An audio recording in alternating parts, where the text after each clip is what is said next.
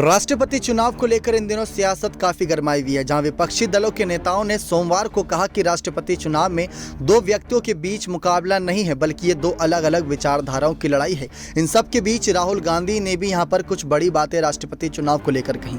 दरअसल राष्ट्रपति पद के लिए आगामी 18 जुलाई को होने जा रहे चुनाव में पूर्व केंद्रीय मंत्री यशवंत सिन्हा विपक्ष के साझा उम्मीदवार हैं, जिनका मुकाबला राष्ट्रीय जनतांत्रिक गठबंधन की उम्मीदवार द्रौपदी मुर्मू कर रही हैं। आपको बता दें, सिन्हा की ओर से नामांकन दाखिल किए जाने के बाद कांग्रेस के पूर्व अध्यक्ष राहुल गांधी ने कहा कि ये दो विचारधाराओं के बीच की लड़ाई है।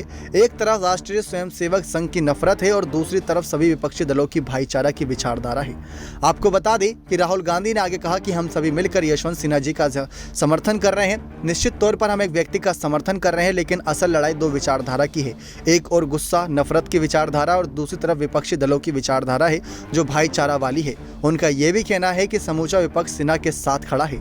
आपको बता दें कि दूसरी तरफ तृणमूल कांग्रेस के सौगात रॉय ने कहा कि ये दो व्यक्तियों के बीच का मुकाबला नहीं है, बल्कि ये विचारधारा की लड़ाई है। ये सांप्रदायिकता बनाम धर्मनिरपेक्षता की लड़ाई है।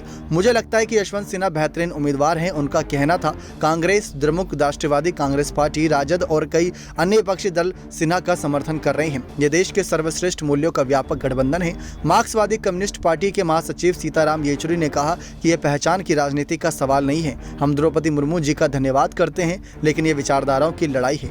आपको बता दें, यशवंत सिन्हा ने सोमवार को राहुल गांधी और शरद पवार समेत कई प्रमुख विपक्षी नेताओं की मौजूदगी में नामांकन दाखिल किया। राष्ट्रीय जनतांत्रिक गठबंधन की उम्मीदवार द्रौपदी मुर्मू ने पिछले हफ्ता शुक्रवार को नामांकन दाखिल किया था।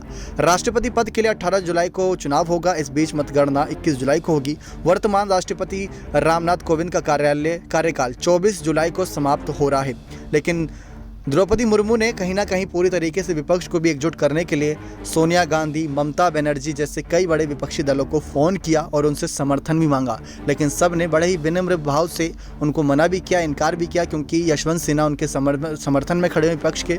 तो जहाँ तक है, सोनिया खेमा, राहुल खेमा यशवंत सिन्हा को ही सपोर्ट करता नजर आएगा। लेकिन क्या पीएम मोदी के फैसले के आगे विपक्ष पूरी तरीके से हार मान जाएगा? ये देखना बहुत दिलचस्प होगा। और अभी तक देखा जाए तो द्रौपदी मुर्मू के नाम पर ही राष्ट्रपति पद का जो एक मोहर लगती नजर आ रही है कि अगली राष्ट्रपति यही आदिवासी चेहरे के रूप में बनने वाली हैं। नेक्स्ट 9 न्यूज़ रूम की रिपोर्ट।